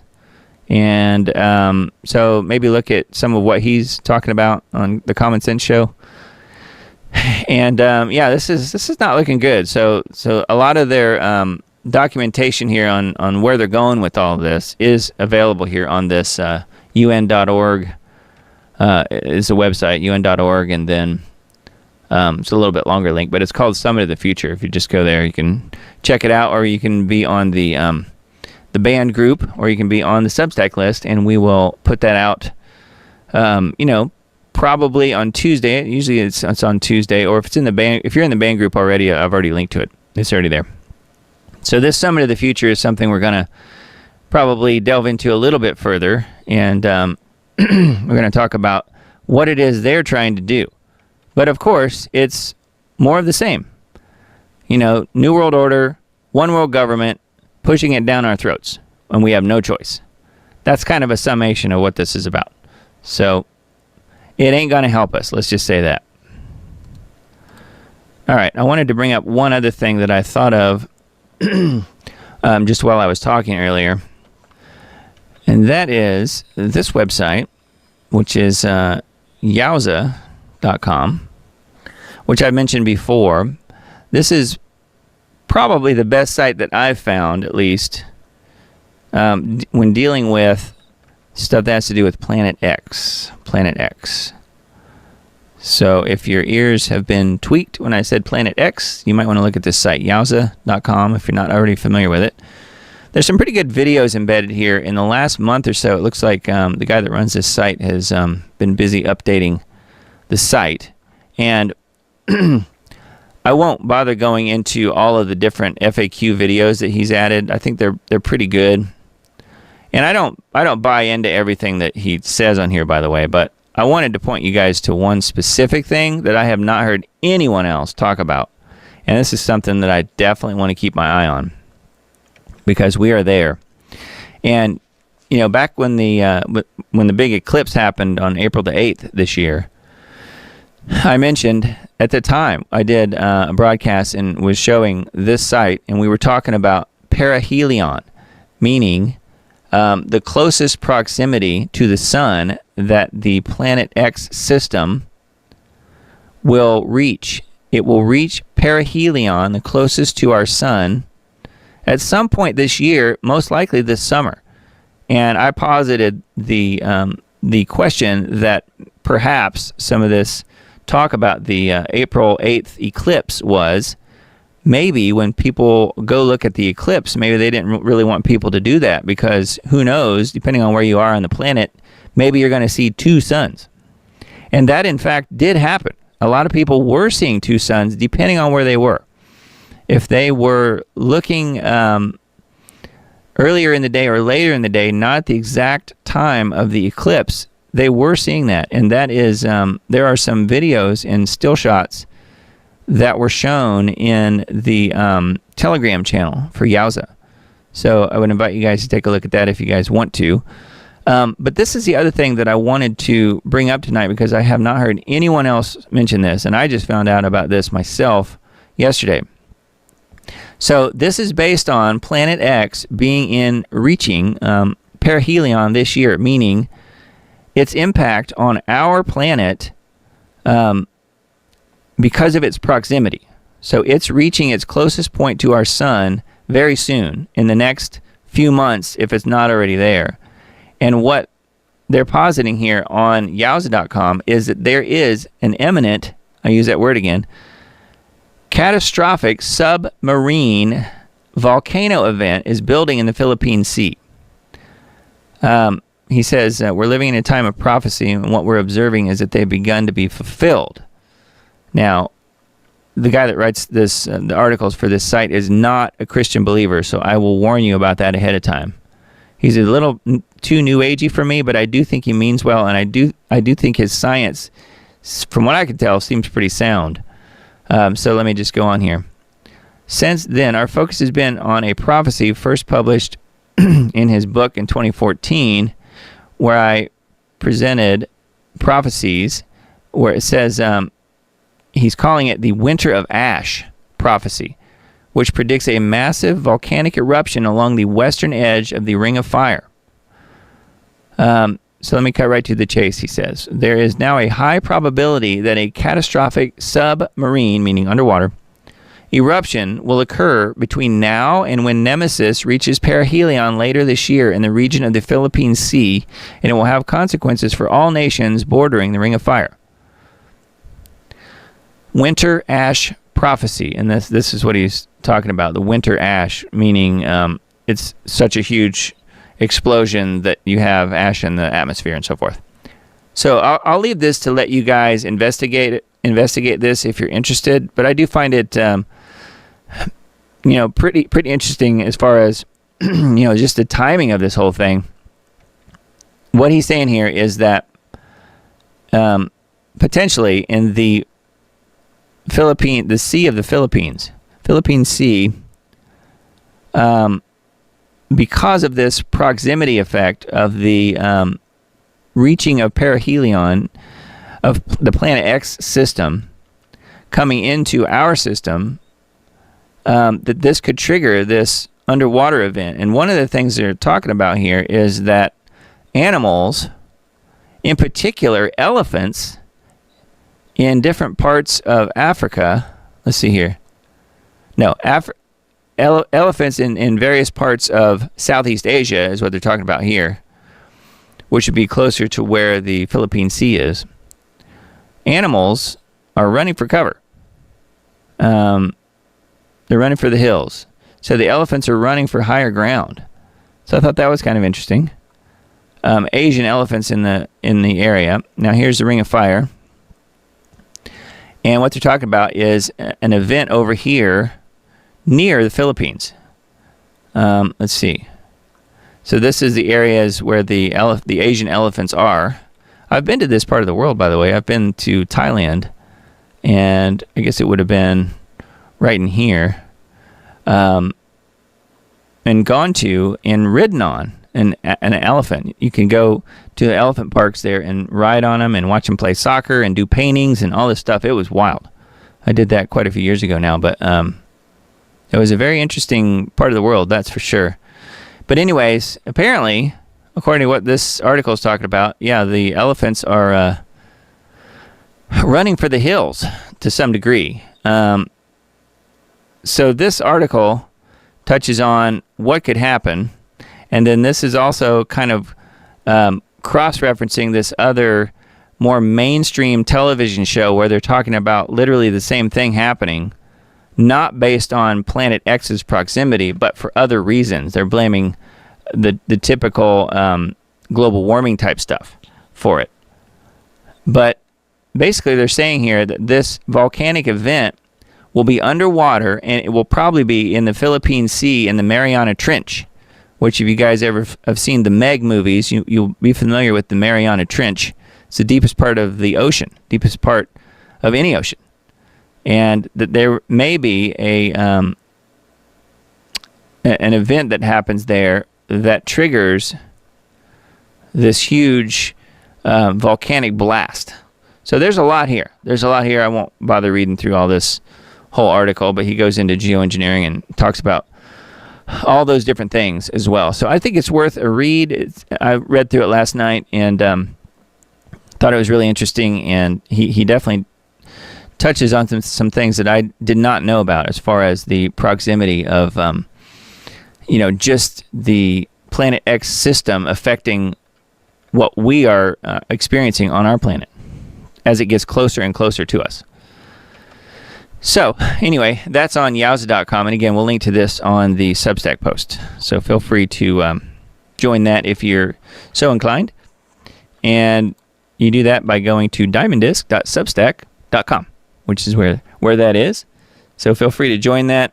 Hope you guys do, and if you're interested in supporting the show, notice there were no commercials tonight, and there never are any commercials because I don't have any advertising here. If you join on Rumble and watch on Rumble, you will see an ad, but those are they're inserted by Rumble. I don't have a choice on that. But yeah, there's no ads at any other time on this show, and I don't have any sponsors or anything like that. So I rely on you guys to help me out. So if you guys want to see this show continue, feel free to step up and contribute if you are so willing. If you don't want to, I totally get it. We are in a bad economy and a bad situation, and lots of people are broke.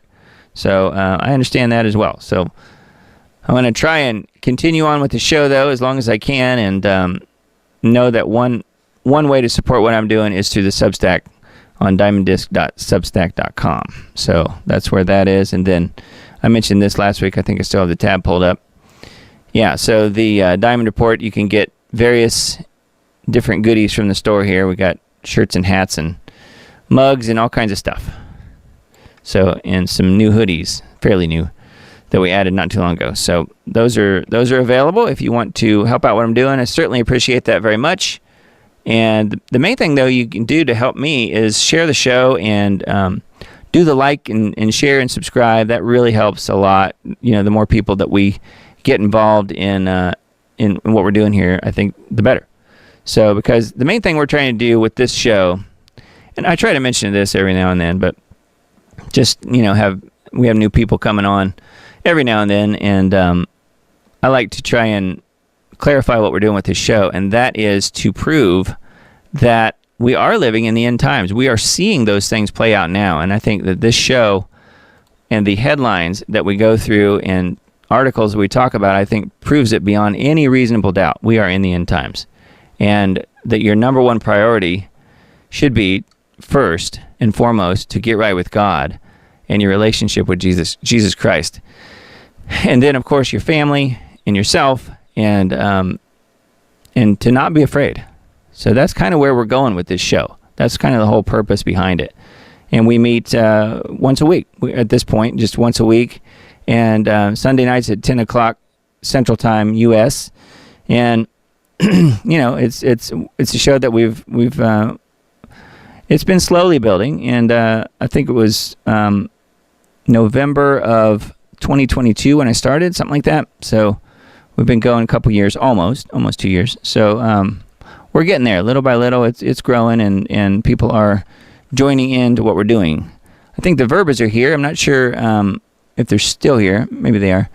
And they're doing pretty good, I guess, here on the well pump fund, but they haven't quite reached their goal. So if you guys want to help out some friends of mine, and they're trying to get their water flowing again for their family well pump. So they're looking to replace their well pump. I don't think they've done that quite yet. So anyway, their Give, Send, Go is available. I linked to that in the Substack post last week.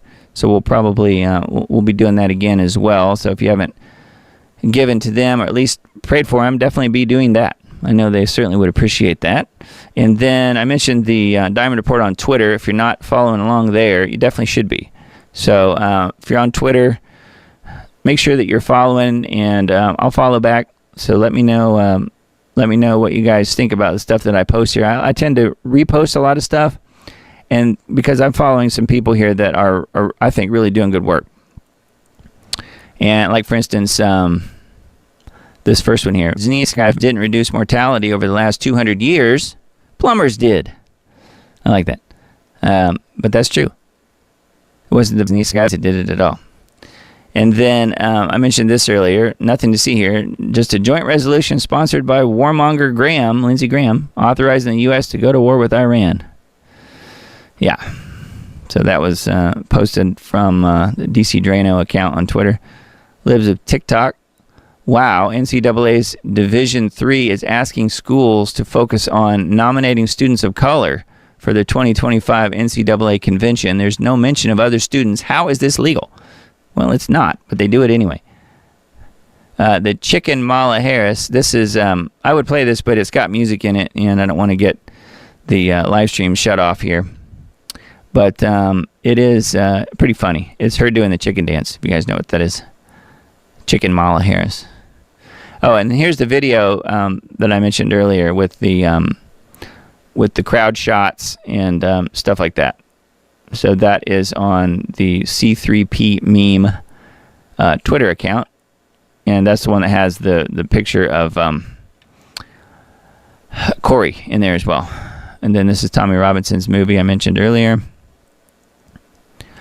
Let's see. Oh yeah, DC Drano posted trolling Kamala, leaning into her Indian heritage when it was politically beneficial.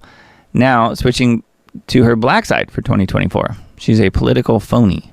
Here she is in the Indian outfit here, because that's what helped her at that time when she was in California. Twitter originally community noted this post about Kamala Harris isn't black. Now that I prove she's lying about being black by posting her own birth certificate, which I obtained and sent to Trump. This is from Laura Loomer. You can see that the father here is of Jamaican descent, and the mother they're listing as Caucasian, which she's Indian, but yeah. So no one on there does it say black. So pretty interesting, huh? So yeah, that was posted to Twitter. And then had a couple people send me this as well. This is the volleyball player who was paralyzed by a trans opponent.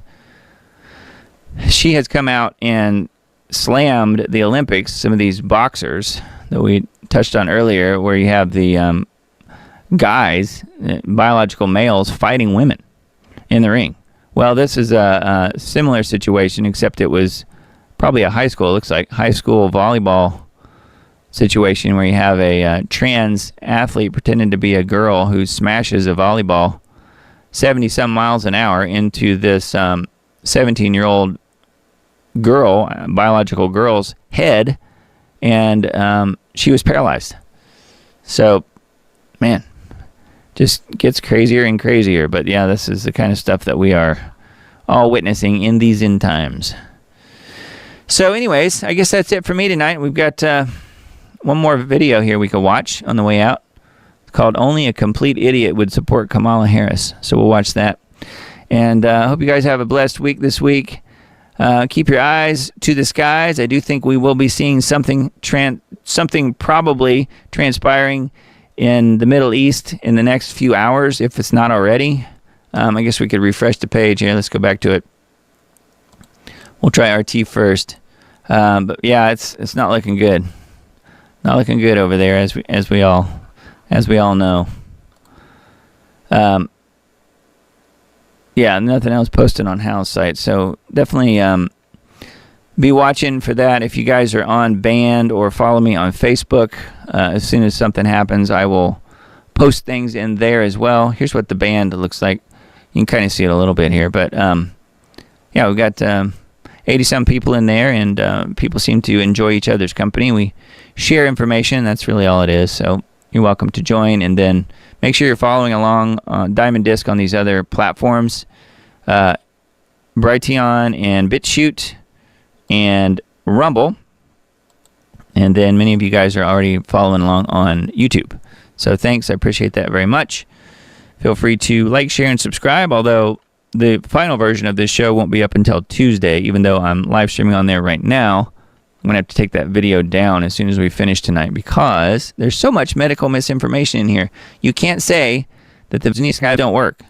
You can't say that and leave that on YouTube. However, there does seem to be a loophole that you can say it when you're live.